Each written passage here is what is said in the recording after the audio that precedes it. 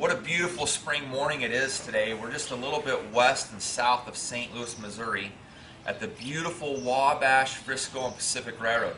It's a 12-inch gauge railroad that was originally started up near the airport where we flew into a few days ago, and it was started in 1939 by a group of college kids. Now, as I've been here for the last couple of days doing some safety training, we've been looking at boilers, we've been running steam locomotives, we've just been having a great time. I've actually wondered if a few of the guys here actually were here in 1939 as college kids when this thing started. Now, I say that jokingly because a lot of the guys that are here are a lot of fun and we've had a great time with them. But what's really neat about this railroad is that they've got a lot of younger kids that are here as well as a lot of older guys. And many of you know that I'm really an advocate of making sure that we see the young kids involved in the railroad industry, if it's big engines, if it's smaller engines like these, but making sure that these kids have a place to go to where they can work and be included and learn about the railroad and learn about what's going on. And I've really been impressed the last couple of days to watch these older guys work with the younger guys and how well they work together and how included and how involved these younger guys are in this hobby. It really makes you believe that this Wabash, Frisco and Pacific is going to be around for another 100 years if they continue to include the younger guys the way that they have and the way that they do. Now, today's a much prettier day than it was yesterday. We had a little bit of rain yesterday, but we did do some footage yesterday. So during this video, you'll see some cloudy days, you'll see some sunny days, but for the next couple days, it looks pretty nice. And we're going to do a lot of filming here in the next couple days of operating the locomotives, how they run, what makes them, who they are, and how they were built. We're going to do a couple interviews as well. So we hope you enjoy your time as we've enjoyed our time here at the Wabash, Frisco and Pacific.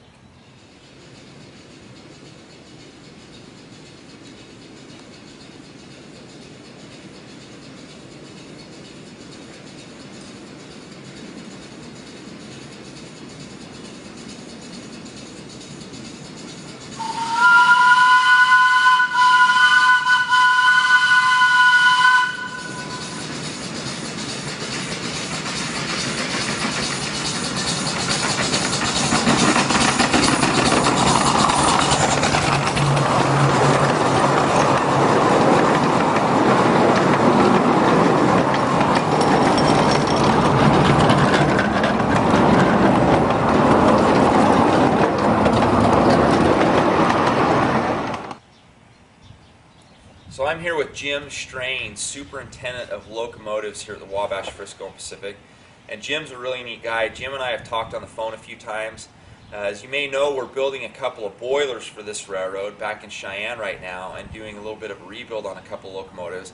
And we're really excited to get them back here because they're a little bit smaller than the locomotives that run right now, but they also have quite a bit of history related to them.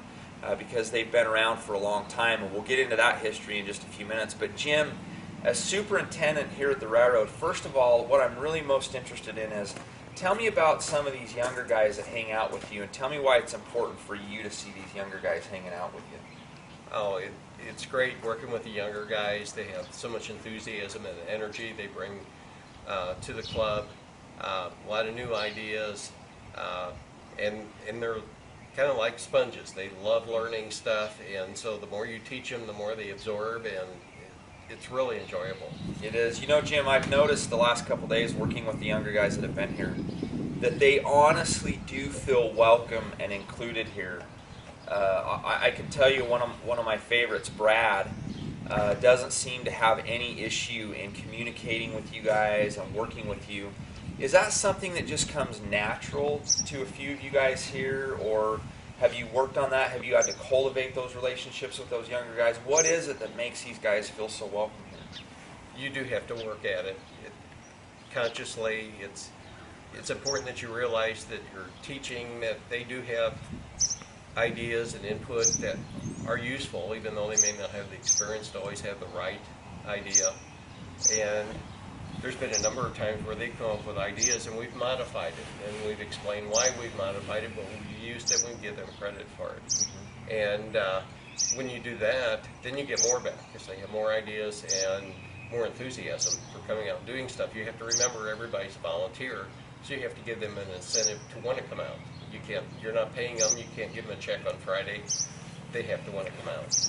You know, it's one of the unique things about this organization is these locomotives are owned by the group, yet everybody seems to have a little bit of ownership in each one of the locomotives. And I noticed with you yesterday, working with the guys as the locomotives were out running, that you allow them to work on them and fix them and analyze what's going on with them. Jim, let's just move directions for a little bit here. You were a lot of fun yesterday working with these locomotives and working with the younger guys. Tell me something about one of the personalities of these locomotives, or tell me what you've noticed about how each of these locomotives has a different personality. Each locomotive is totally different in some ways than any others. You have to be conscious. For example, on a Sunday we may have 2 or 3 engines running, and I may actually hop from engine to engine depending on if there's issues that I need to look at. And I have to sit down and mentally go, I'm switching engines. I'm switching personalities, and I've got to start working with this personality and not that personality. And that's what makes it fun too. If they were all identical, it'd be like, okay, whatever. You know, I can run any of them. Who cares? But that's what makes it so much fun because you know, this one's a coal burner, this one's an oil burner, this one behaves this way, this one behaves that way. They're all totally different, and you don't get bored that way. Let's put it that way.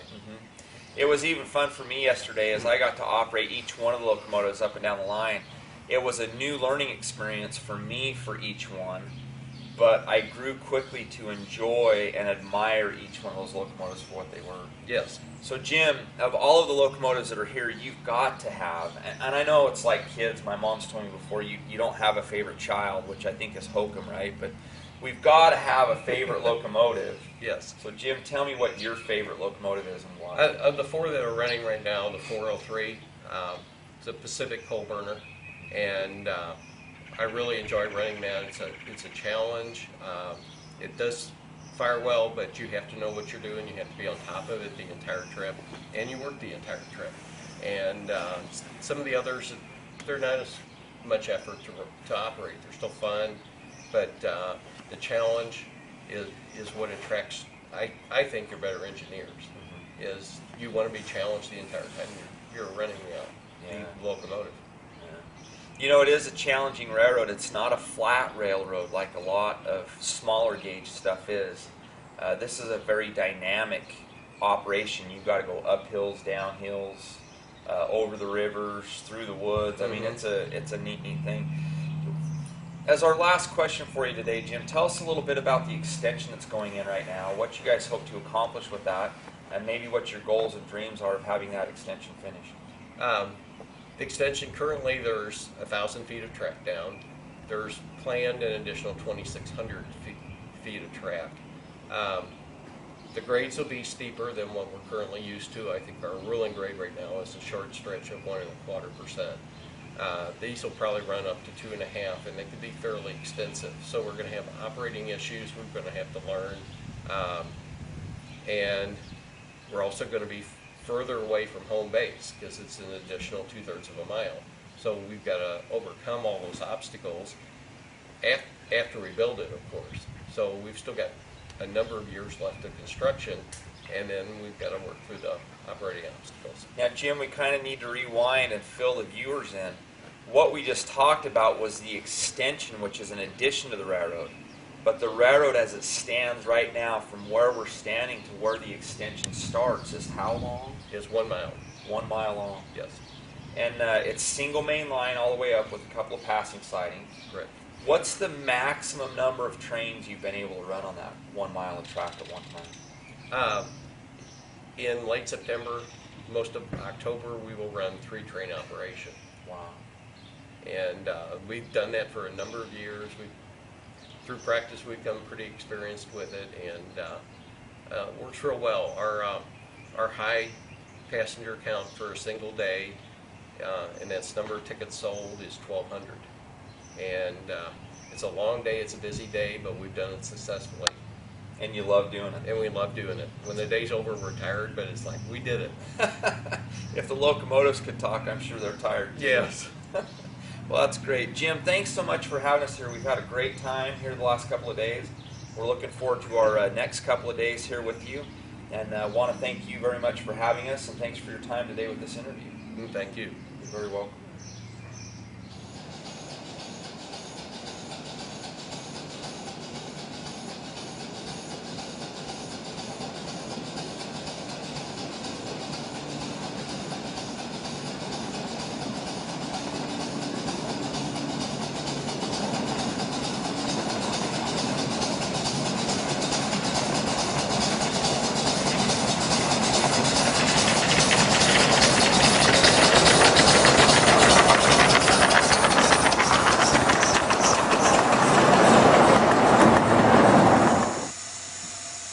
Well, as many of you know, one of my favorite interviews, or some of the interviews that I enjoy most, are the ones that we do with the younger guys. And Brad has been here since I've been coming around here for the last 2 years, and I've really enjoyed watching Brad grow up. In fact, it's fun for me to go around to the different organizations where I get to meet the younger guys, because every time I come back and see them again, they've like grown 4 feet, and they're bigger, and their voices have changed, and they're a little more mature, and they're in high school. I mean, Brad's a junior in high school now, he'll be a senior next year, so it's fun to watch some of these guys grow up. But Brad, I've talked to a few others here at the railroad, and I've been really impressed with the fact that they include the younger people in the organization. Brad, I want you to tell us what it's meant to you to be included, because obviously you felt like you have a place here, otherwise you wouldn't be coming back. So what was it that made you feel included, that made you feel welcome, that made you feel like, wow, I can come here and be a part of this? Well, I mean, it's a great learning experience, and you know, the guys accept you, and they're great to work with, and you know, you find your place. Like, started out in the car barn a little bit, and you know, really liked it, and came in the roundhouse, and you know, the guys are great, and it's been a lot of fun, and it's really why I keep coming back. Brad, this opportunity has given you a chance to meet and build a large network of rail fans through social media, things like that. Did all of that, those friendships, come from the Wabash in Frisco? Most of them did, yes. A lot of them started here. Because a lot of the guys, you know, we went to Train Fest, a bunch of us went together, and you know, we met people up there, and so yeah, this has been a real big, you know, good starting point for it for a lot of people here.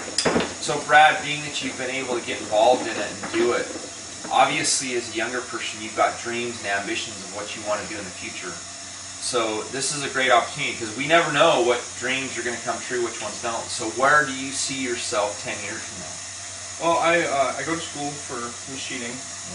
I like to work for, not maybe on the railroad, maybe not, but someone who maybe works for the railroad, you know, and just have a position like that, so I can take my joy of, you know, making stuff and fixing things and the railroad and combine them together. And so 10 years from now, I'd like to be there. Now, Brad, steam's a big part of your heart. It's a big part of your life. So is steam part of that dream and vision too? Definitely. That's great. So, Brad, there's a lot of younger guys watching the videos today.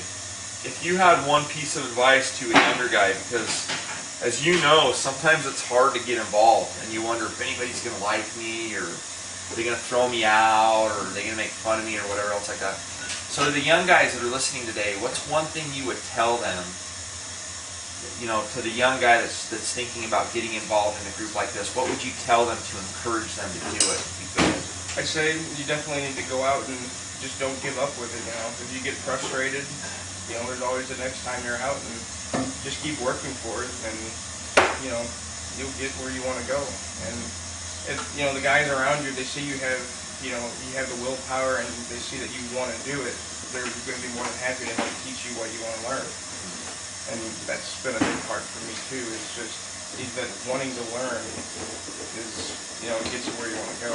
You know, that's a unique comment, Brad.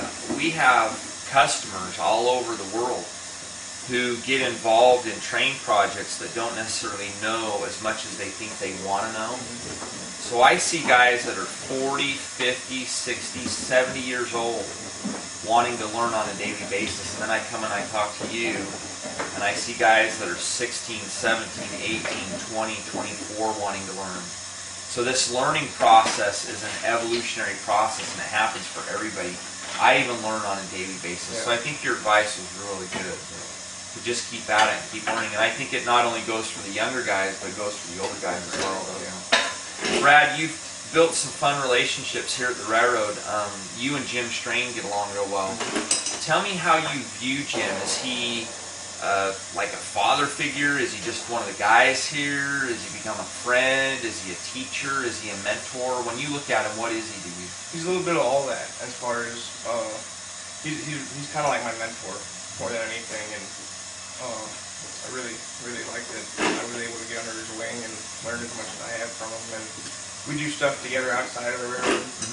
All of us do, and you know, it's a great experience, and it's great that I've been able to, you know, kind of go under his wing. Yeah, well, that's great. Well, listen, Brad, I look forward to seeing you in other places. I remember seeing you last year at Train Festival. That was a lot of fun. And I always enjoy being at different shows and seeing the young guys show up and what they're doing. So listen, I'm wishing you the very best of luck in the future. I want to keep watching you, watching what you're doing. We hope that you'll keep in touch with us. And if there's anything we can do for you here at Wasatch, we're happy to do it. But we want to congratulate you on your great success here at the Wabash in Frisco and hope that you'll keep doing it. Thank you. Thanks, Brad. Now I'm here with Kyle, another one of the young faces here at the Wabash Frisco Pacific. Kyle, you actually piloted me the other day going up and down the railroad. You know quite a bit about these locomotives. What was it that made you interested in wanting to come to Wabash in Frisco, and what is it that's kept you here? Well, when I first started out here, I worked at a place down in Pacific, Missouri, where one of my friends said, hey, why don't you come out here? And I started talking to him about, steam locomotives. The Challenger, UP Challenger, was becoming through Pacific at that time. He just kind of spun off from there, and he said, why don't you come down to the Wabash Frisco Pacific Railroad? And we just kind of stayed here. It's always been an interest of mine for trains and everything, and started coming out here when I was 18 years old, and I've been here ever since. Yeah. Now, just like we talked with other young guys, once you start into something like this, unless you've got the mentors and the friends that keep you here, it's kind of hard to stay. So who was it here that kind of wrapped their arm around you and said, yeah, let's keep you going, Kyle, let's teach you some of these things? Is there anybody specific that really helped you out here? Well, it was basically everybody. This is a very, open group towards new members. But if there was one person I had to say was Matthew Barnes. He was the one that actually said, hey, why don't you come out here? And, he moved down to Silver City to work, runs the Unipark train down there. And it just always kept on calling me, hey, why don't you come back out? We're going to be doing this today, we're going to be firing up the engines tomorrow. Why don't you come up then? And I kept counting kind of, I kept coming out. And it just kind of stuck, That's neat. Now listen, you know a lot about these locomotives and you handle them with kid gloves. I mean, you really do a good job handling these locomotives. Of all the locomotives that we've had out this weekend, of which there will be by the end of the day 5, which one is your favorite and why? Well, I would say it had to be 534 because I've seen it come all the way from tore it down to the frame and basically put it all back together. And that's always fun. I like taking things apart. And then I got to the point where we could fire it up and there's still some bugs in it, but what engine doesn't? Yeah, it's interesting you mention that. Each of these locomotives have their own little personalities, don't they? They do. They're just little queens. Yeah. They can be, and on other days they can be something opposite of a little queen, can't they? Yeah. We won't go into what that is, but we know that happens too.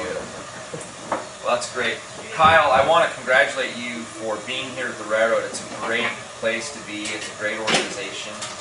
You guys all seem to get along very well, so I hope that you'll continue to do that.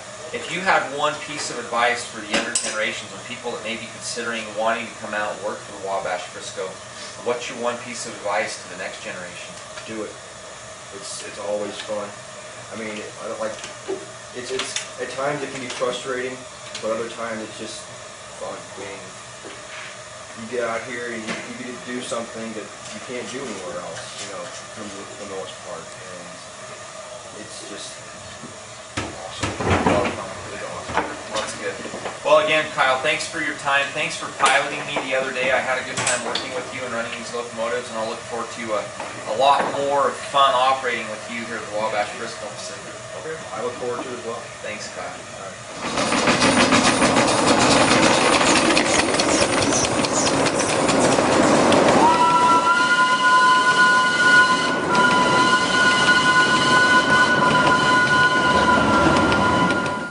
We've had a great time here at the Wabash Frisco and Pacific. As you can tell, we've made a lot of really good friends. We really enjoy coming out to the railroad, seeing the younger guys working with the older guys, and particularly enjoy running all of the different locomotives with their unique personalities and this beautiful forest in which this railroad runs. So it's been a lot of fun being out here, but now we're getting ready to go to our next big event. This year we're going to go to the Nevada Northern Railway over Memorial Day weekend. Sign up for engineer for a day or driving a locomotive around in the yard. We love the Nevada Northern Railway. It's a great place to be, a lot of fun things to do. and we'll look forward to seeing you there over Memorial Day weekend. Until then, happy railroading. Thanks for watching, and we'll see you again soon.